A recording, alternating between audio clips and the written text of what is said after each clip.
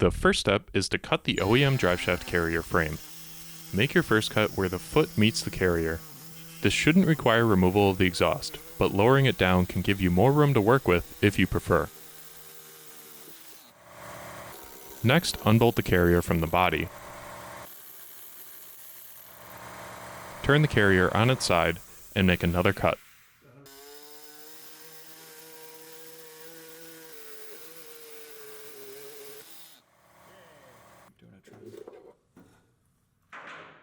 Now, using a razor blade, make a cut all the way around and remove the inner frame from the rest of the bearing.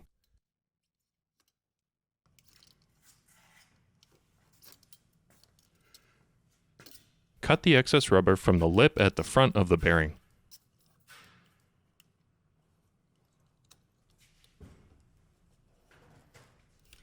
Feel around the back of the bearing for where it feels softer, and make another cut vertically inwards all the way around to remove all of the rubber hanging off the rear of the bearing.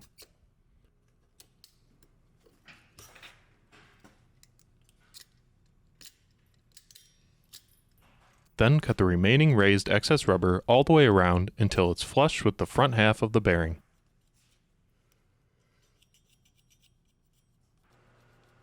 Leave the base layer of rubber intact. Your bearing should look like this when you're done. Now install the new carrier. Take the top half, with the bushing in it, and put it over top of the bearing with the text facing the front of the vehicle. Then bring the bottom half up to meet it, and connect the two together using the provided Allen bolts. As you tighten the bolts, switch back and forth from left to right so the bolts don't bind in the holes. A small gap may form between the two bushings.